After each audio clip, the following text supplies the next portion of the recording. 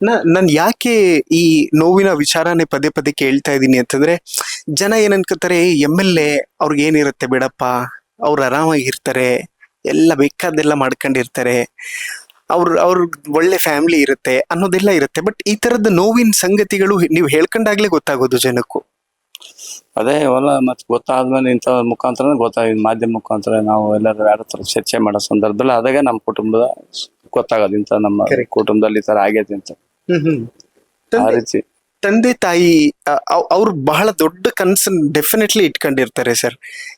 ಏನ್ ಆಗ್ಬೇಕು ತನ್ನ ಮಗ ಅನ್ನುವಂತ ಕನ್ಸಿತ್ತು ತಂದೆ ತಾಯಿಗೆ? ಅವನು ಚೆನ್ನಾಗಿ ಓದಿಸ್ಬೇಕು, ಏನಾದ್ರು ಒಂದು ಕೆಲಸ ಕೊಡಿಸ್ಬೇಕು ಅಂತಕ್ಕಂಥದ್ದು ಭಾಳ ಇತ್ತು ನಮ್ಮ ಅಪ್ಪ ಅಮ್ಮಗ. ಓದಿಸ್ಬೇಕು, ಏನಾದ್ರು ಒಂದು ಕೆಲಸ ಮಾಡ್ಲಿ ನಮ್ಮ ಮಕ್ಕಳು ಅಂತಕ್ಕಂಥದ್ದು ಗುರಿ ಇಟ್ಕೊಂಡು ನಮ್ಮನ್ನ ಆ ಕಡೆ ದೃಷ್ಟಿಯಿಂದ ನೋಡಿ ನಮ್ಮನ್ಗೆ ಓದ್ಸ ಪ್ರಾರಂಭ ಮಾಡಿದ್ರು. ಅದರಲ್ಲಿ ಸ್ವಲ್ಪ ಹಣದ ಒಂದು ಕೊರತೆಯಿಂದ ಸ್ವಲ್ಪ ಓದೋದ್ರಲ್ಲಿ ನಾವು ಕುಂಠಿತ ಮಾಡ್ಕೊಂಡ್ವಿ.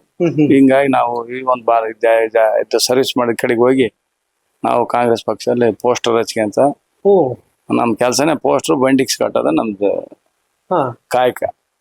ಎಷ್ಟು ವರ್ಷದ ಹಿಂದೆ? ಅದೆಲ್ಲ ಬಾಳ ಈಗ 20 ವರ್ಷದಿಂದ 15-20 ವರ್ಷದಿಂದ ನಾವು ಅದೇ ಕೆಲಸ ಪೋಸ್ಟರ್ ಹಚ್ಚೆ ನಮ್ ಕೈಯೆಲ್ಲ ಸೌದಿಗೆ ಅಂತ ಒಂದು ಕಾರ್ಯಕ್ರಮ, ಕಾಂಗ್ರೆಸ್ಸಿನ ಕಾರ್ಯಕ್ರಮ ಏನೇ ಇದ್ರು ಅದಕ್ಕೂ ನಾವು ಹೋರಾಟ ಮಾಡ್ತಿದ್ವಿ.